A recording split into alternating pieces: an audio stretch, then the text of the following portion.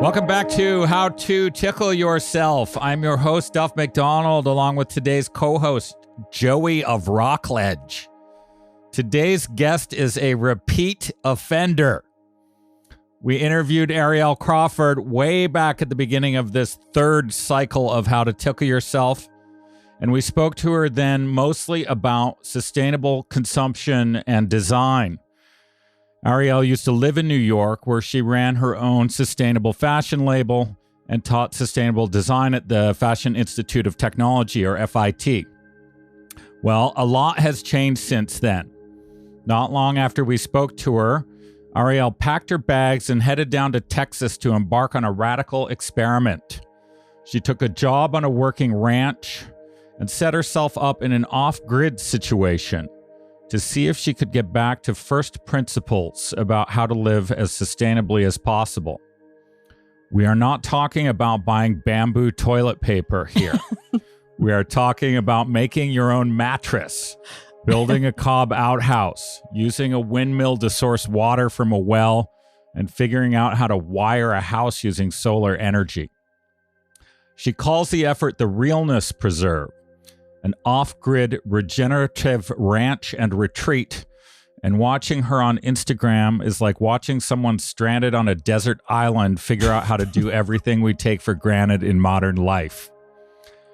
We've all known people who have taken a moral stand on things like climate, sustainability, and self-sufficiency, but I have never seen anything like the transformation Arielle has gone through. She is not simply taking a stand.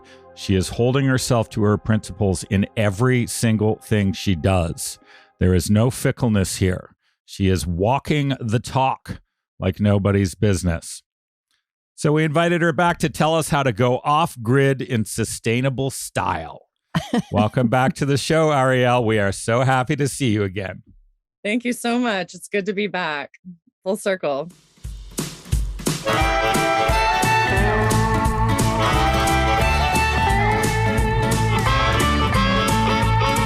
At the present moment, traveling town to town, the mystery of the motion, right here, right now, right here, right now, whoa, right here, right now.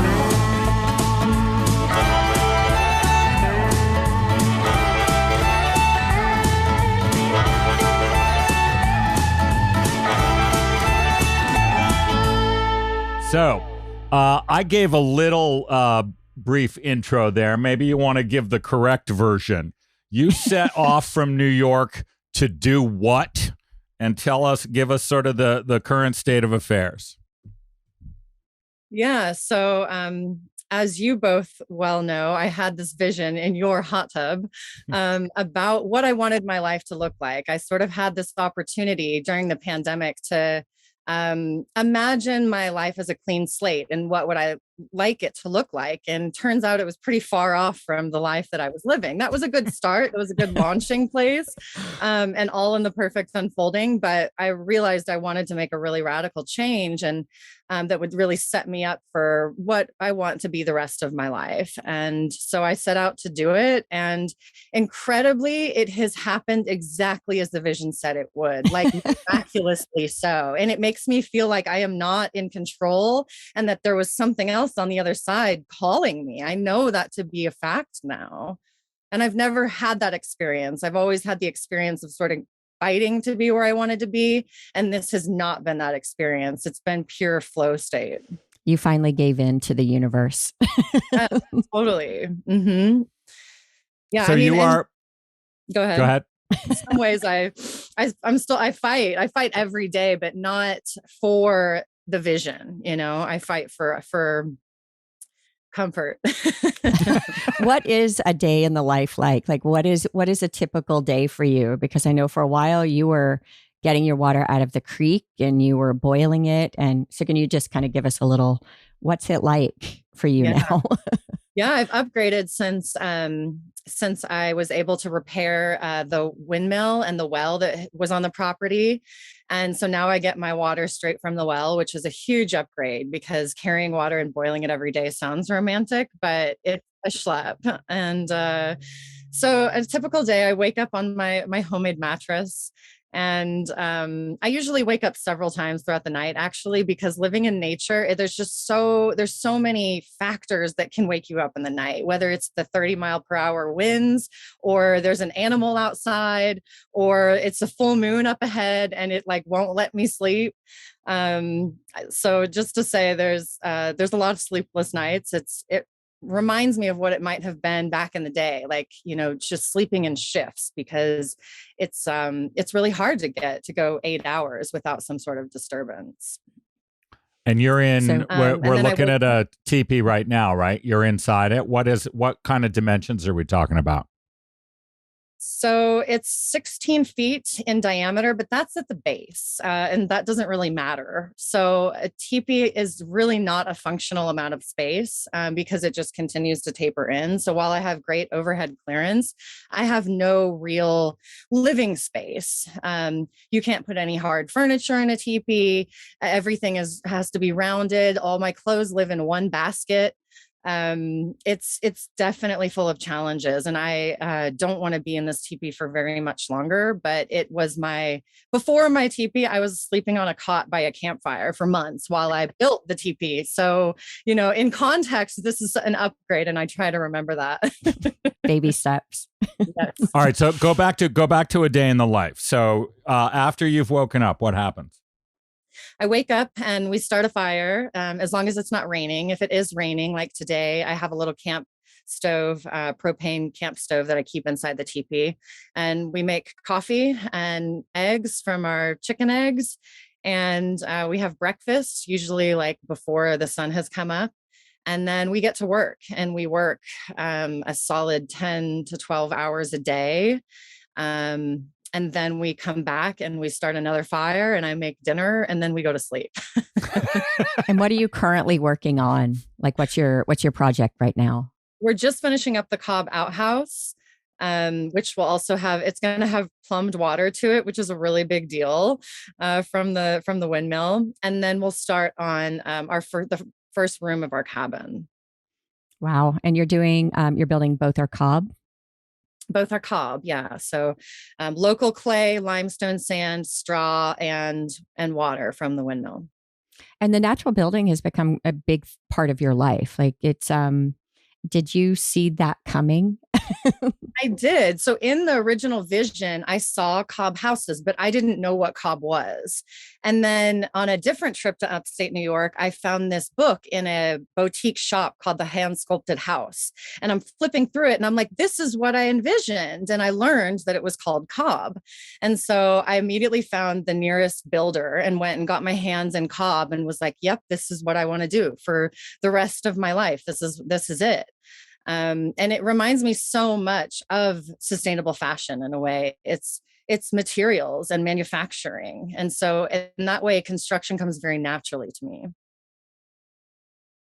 And you're doing it just for yourself, or are you doing this for other people too? Are you just for ourselves? We hardly have time to do anything we'd love to, and the whole vision includes more than just a homestead. We do want to open this up as a nature preserve and a place where people can really come and stay and learn these techniques, learn natural building, learn off-grid living, all these things. And so we want to offer it all back. Once, it's all in scale. It's all just about scaling up.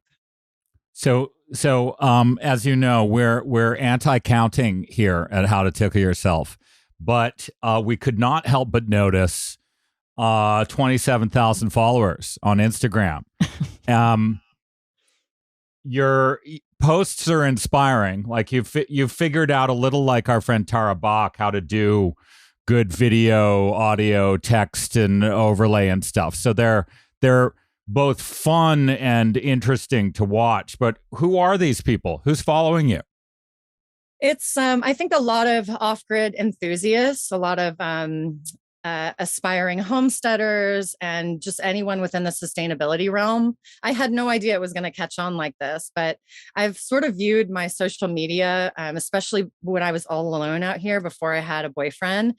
I called it my Wilson, like, literally. It was my only connection to society, and I'm an extrovert. So I just started really using that as a platform to stay connected, to build community, and also to create engaging and educational content, because so much of what I do, I still teach at FIT remotely, and we're going to teach workshops out here. I want to teach. I've always been a teacher. And so Instagram is really a platform that allows me to keep that going while, just remotely. And what about, if you take a step back, so you had a vision, there are certain things you knew going into this, that this was going to be challenging, this was going to be interesting. What is the biggest surprise to you? What did you not see coming that is either was a great shock or a great, wonderful surprise? Like, what's the thing where you're like, holy shit, I did not know that was going to be part of this? Yeah, so it's a pretty significant one, but I came to Texas just with my truck and my dog, and I had no idea how I was going to get the land. Land is expensive. And although I've been working my ass off my entire life, I knew I didn't even have so much as a down payment on a piece of land.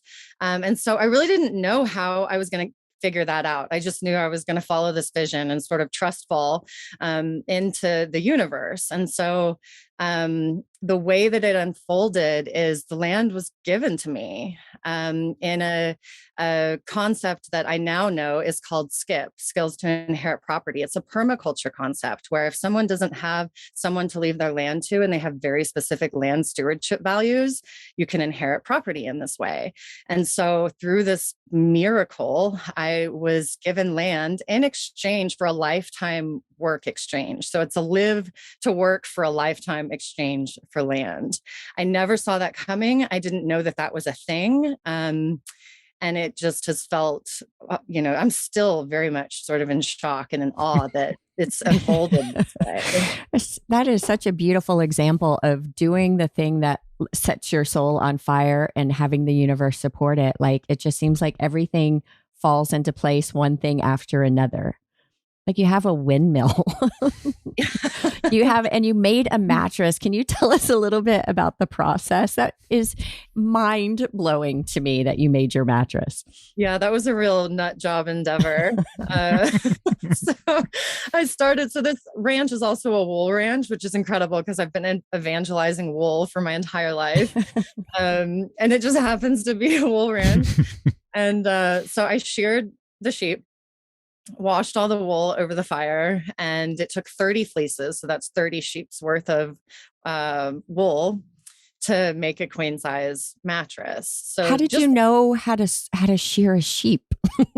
I learned once I got here. Okay, so much of this, like, I came not really knowing anything. And I just learned like on the spot. Yeah. So that's how I learned. So you sheared 30 sheep and then washed 30 sheep's worth of wool in a little pot. How did you do that? A big proper witch's cauldron over a roaring fire for days, just like stirring this pot of wool and collecting the lanolin, which is the byproduct of the wool. And then drying it in the sun. And just that process alone took months. And in the meantime, I was just sleeping on a rug, like on the floor of the deck that I made, because I was like, nope, I'm not going to do anything in between. And I think that's been a part of my story all along, is I'll hold out for what it is that I really want. I won't just like throw something in the hole.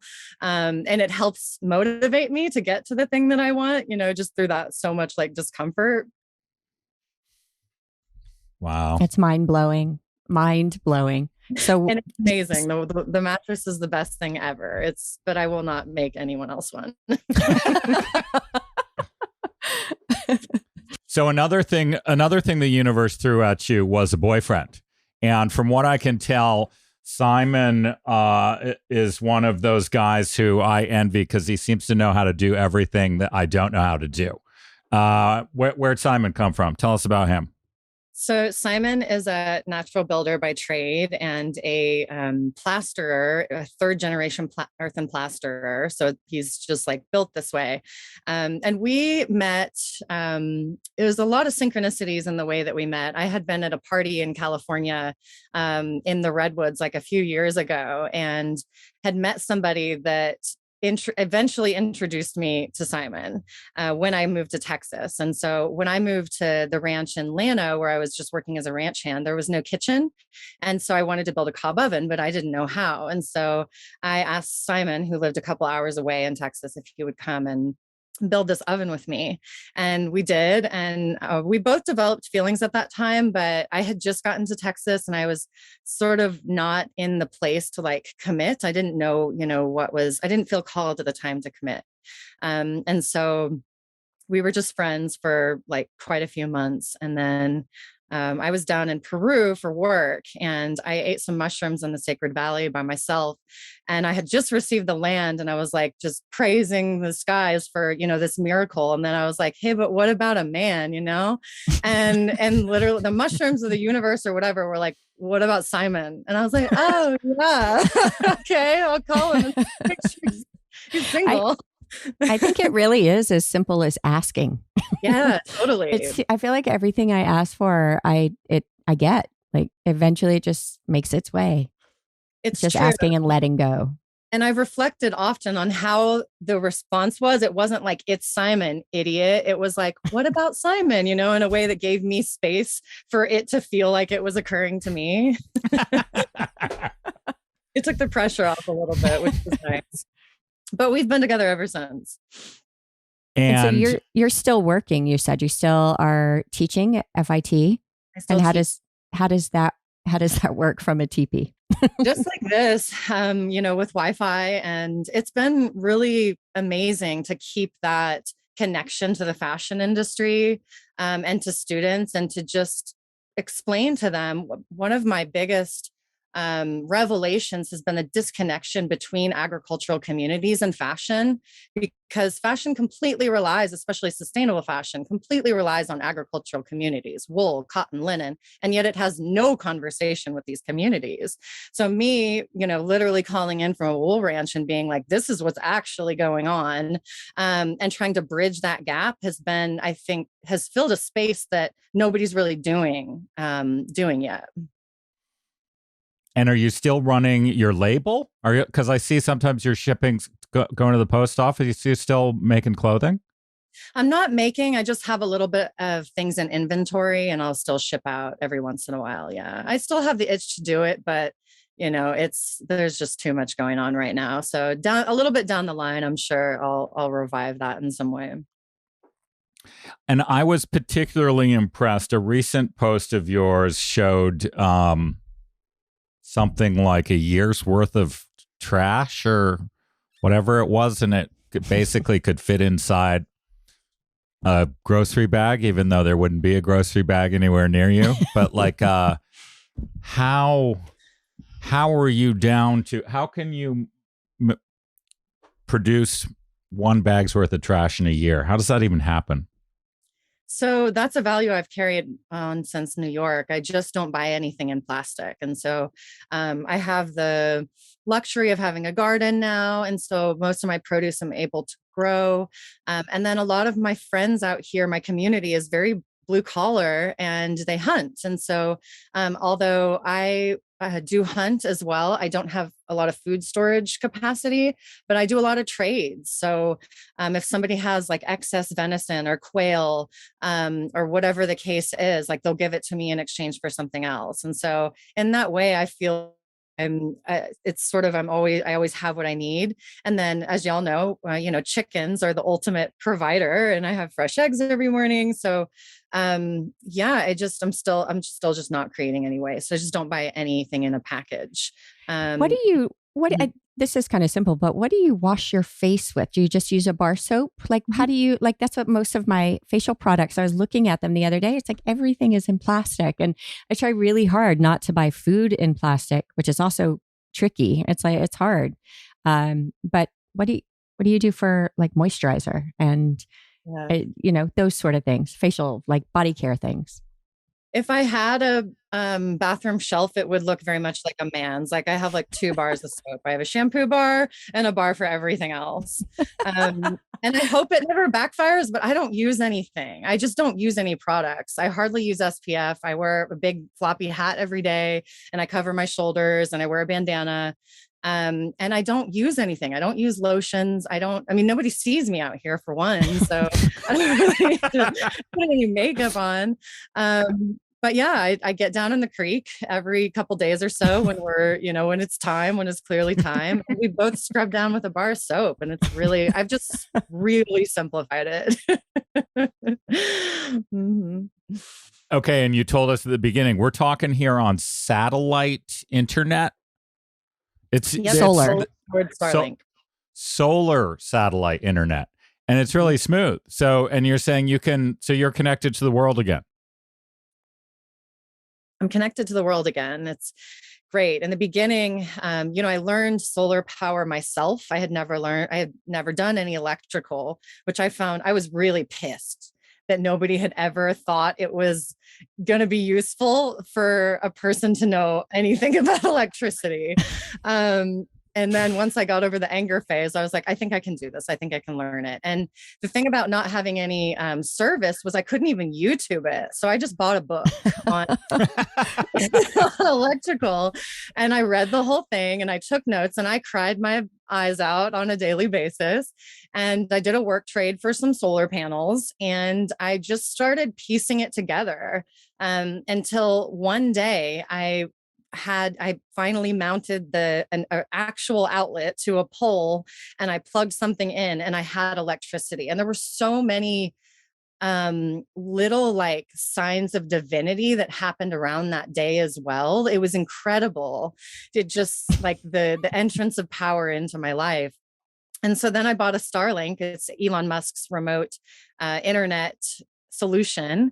And it was the easiest thing I've ever done. You open up the box and it's like 3 pictographs and you just plug the thing in and all of a sudden a notification comes up on your phone. Like, what do you want to name your network?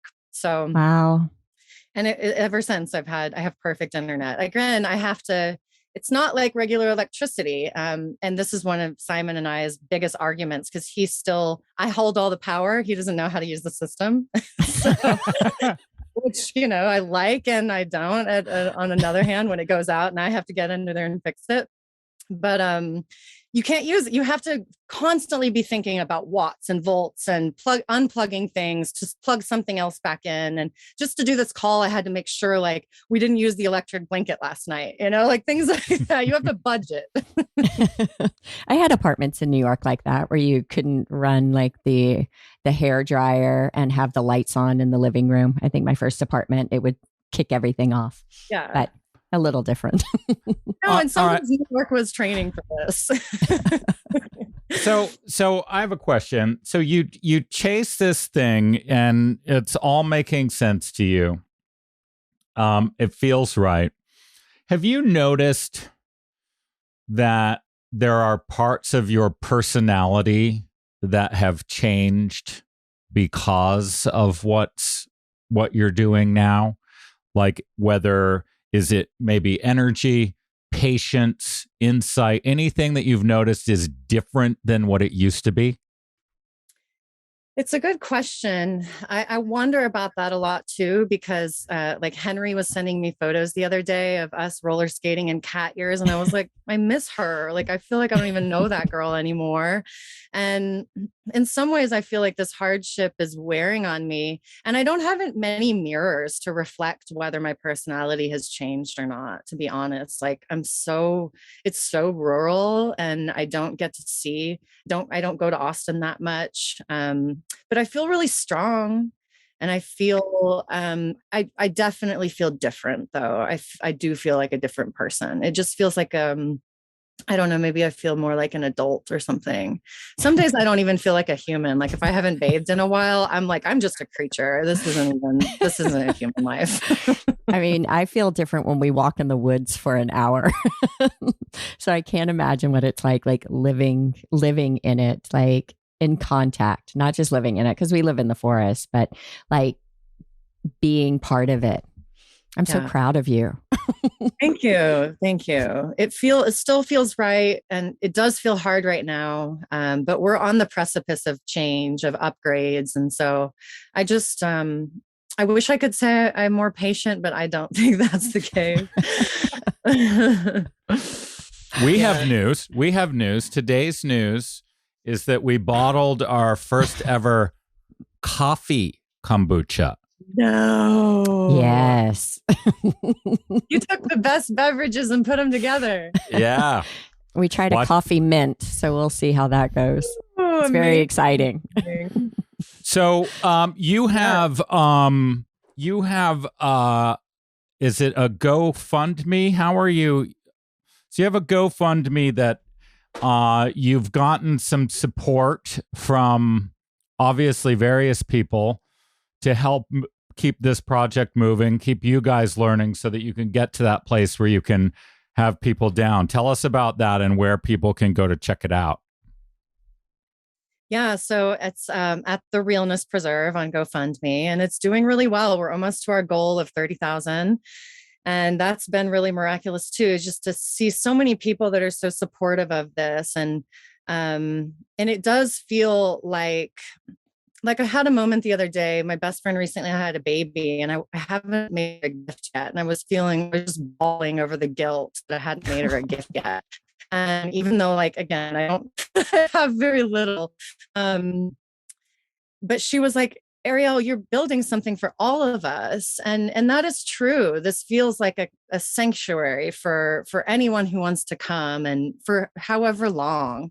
The hope is that it's not always going to be just me and Simon, working the land, that eventually we do attract community and have artist residencies. And I really want to show people how to do this and how empowering it is, because it has been incredibly, I think the feeling I set out for was home, in a very, very deep sense. Do I belong on earth? If I trust fall with nothing, will you catch me?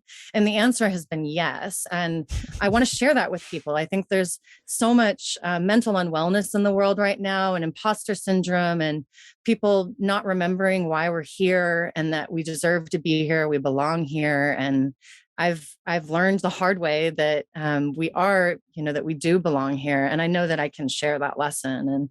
And so the GoFundMe has been another mirror of that this is working and that this is needed. And we do feel really supported by that.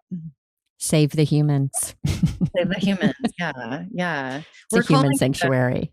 It is. It's a preserve for nature and for natural wisdom. So just remembering how to coexist and with the land. On that subject, we're big readers here at How to Tickle Yourself. What's the latest book that's in tune with this kind of thinking that you've been reading? I wish I could say I've been reading. When we get home, we just pass out. I don't have much spare time, but I guess a book that never feels irrelevant to me is Women Who Run with the Wolves. Clarissa Pinkola Estes. She gives me. Have you read it, Joey? No, but I'd forgotten about it. It was on my list years ago, and then just lost track of it. Yeah, this old dog-eared copy. It's constant. It constantly gives me hope that I can live this way, that I'm not the first, and that the pioneer instinct is something that's in all of us, and that I'm not crazy. You're not. As a little kid, I would always want to play sort of disaster, that we have to go back and we have to live off the land. Those were the things I wanted to play, that, everything has been wiped out and we have to start from scratch. That was my idea of a good time as a 6-year-old. And people ask me if I'm a prepper, right? There's a difference between a prepper and a homesteader. I'm not a prepper. I don't think the apocalypse is going to happen in one big fiery crash. I think it's already happening slowly inside the human mind. And I'm trying to slowly counteract that, I guess, just keeping my feet on the ground so that and helping other people do that, so that we can have a groundedness about us as we, inevitably launch into the future. God bless you. Wow. Thank you. All right. Arielle Crawford, you know what? I think you're only our second repeat guest. And the last one was Crazy Legs, but that was only because we just couldn't stop him talking. Or no, Malcolm Fitch too. So you're our third repeat guest. And I think you'll probably be our first triple guest once we get some more to talk about down there. It's so inspiring. So inspiring. Joey, when are we going to Texas? Next week. Maybe we can time it to a Sturgill show, right? Then everybody wins. I wish. We'll bring a tent. We do have a big event here, Kerrville Folk Fest. It's in the summer and it's a month-long festival. It's kind of what our town is most known for, that and the Guadalupe River. So anytime you guys want to come, I always say, like, plan your trip on how much work you want to do and how raw you want it to be. Because if you wait a few months, it'll be a little bit better. But if you come now, it's, I don't want to scare people away from this experience here and now. We can always just come home when we're ready. It's okay. We'll come and it doesn't work us. We have a very cushy house. That's true. That's true. Thank you, Arielle. It's great to see you. Thanks for coming back and talking to us. Thank you so much for having me. Love you. Bye.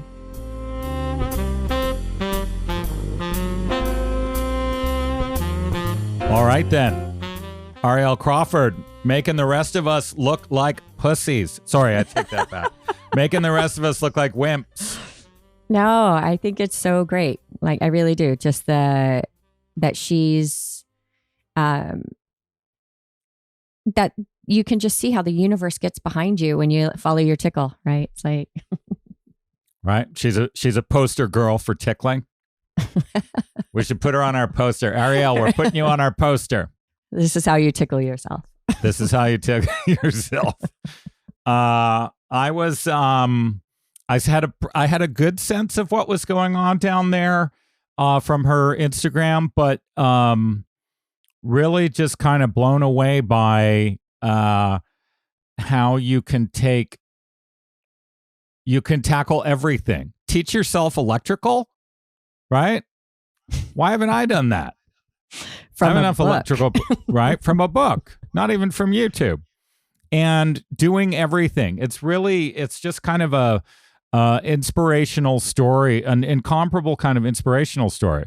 She's basically decided she's going to figure out how to do everything that you really need and leave the rest aside. And that's a lot of stuff, right? From plumbing to electrical to putting a roof over your head to gardening. I'm just doing gardening, right? And gardening and chickens, yeah, and chickens. But that's enough. Like, that's a lot to tackle, and she's doing that, and everything else on top of it that you need to live. But I guess it's like she said, like when comfort maybe is driving you, it's I can come inside and read a book if I want to and relax. I don't, it's like when you have a little comfort, maybe it's a little easier to not be so motivated. Or she was also saying that comfort is a huge motivating factor because she wants to have some comfort and doesn't quite have that yet because she can't put a couch in her teepee. But just so inspiring. I love that I have been able to watch this. Listeners, in the interim here, in the last 5 minutes, Rockledge donated to the Realness Preserve. Get on that GoFundMe and support this project. It's a beautiful thing. All right, Joey, I've got one for you. This one came. Okay, so what you're talking about how the universe will support you. The yogis, Vedantists refer to the backdrop of all things as Brahman. And I'm reading this book about the Upanishads, which are the central scriptures of Vedanta.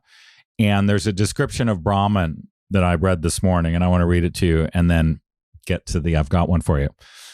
Grasping without hands, hasting without feet. He sees without eyes. He hears without ears.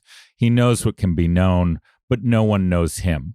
They call him the first, the great person. So that's a great little quote anyway, but hasting without feet. So to move with haste, we all know that, right? But I didn't know that hasting was a verb, that you could haste. Make right? haste. I guess Right. that's So making. hasting is to move or act swiftly. So I think, although I've never heard it before, you could say something like, I am hasting to finish this task. Is hasting the same as rushing to finish something? though? It's swiftly. So Arielle is now, because she doesn't want to spend another winter outdoors. She is hasting to complete the cabin on the homestead. So Arielle, if you're actually listening to this, you can use that. I'll give you that one for free. All right, and on a similar note, and this is something that Arielle basically was talking about here. We can have a different vocabulary, but it's the same thing. So for our Aurobindo closer here, there's a concept in yoga called brahmacharya, and it is the control of the mind and turning of it toward the divine, so that the lower action of the consciousness can be merged into the higher peace.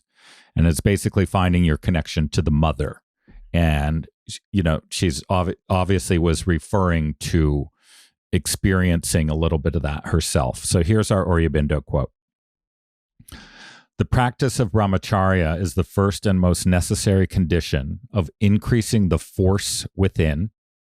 You heard Arielle say she felt strong, right? And turning it to such uses as may benefit the possessor or mankind. What Arielle's doing. All human energy has a physical basis. The mistake made by European materialism is to suppose the basis to be everything and to confuse it with the source. The source of life and energy is not material, but spiritual. But the basis, the foundation on which the life and energy stand and work, is physical. The ancient Hindus clearly recognized this distinction between Karana and Pratishta, the north and south pole of being. Earth or gross matter is Pratishta, Brahman or spirit is the Karana. To raise up the physical to the spiritual is brahmacharya. For by the meeting of the two, the energy which starts from one and produces the other is enhanced and fulfills itself. We are watching that happen. So is it sort of like polishing the mirror of the mind so that the mind reflects the spirit or reflects the self, reflects Brahman. But you can't do that if your mind is muddled and hasting from one area to another. So when your mind is kind of still and refined and quiet, it allows for that sort of mirror for peace to and it happens seen. with single-mindedness of focus, which is what that girl is showing us like nobody ever has, right? That is a single-mindedness of focus for the ages. Thank you, Arielle, for joining us. Thank you, Joey, for co-hosting. And Thanks we'll be for back having with me. you next week, listeners. Thanks for listening. Bye-bye.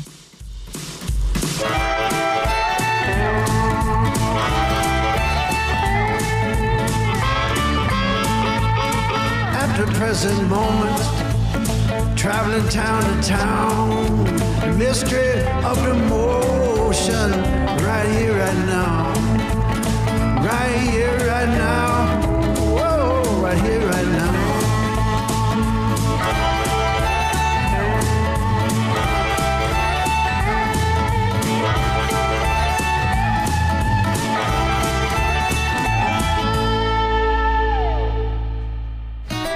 You've been listening to How to Tickle Yourself with your hosts Duff McDonald and Matt McButter. You can help us by liking, subscribing, and sharing this podcast with others. You can talk to us and see what else is happening on Instagram and Facebook at How to Tickle Yourself. This program was recorded in Studio B of the historic Rockledge Recording Studio and the Tunnel under Arundel. Right Here, Right Now, our original 16-part theme music, was written and recorded by the legendary Paul Reddick and Kyle Ferguson of the Sidemen, with the brilliant Steve Mariner on bass and drums and in the mixing room. The podcast is produced and distributed by Storic Media. Our editor is Andrew Steiner. Our coordinator is Samantha Abramovitz. Our producers are Kristen Verbitsky and Chuck LaBella. For more information, visit storicmedia.com. That's STORIC media.com. My love, my dear.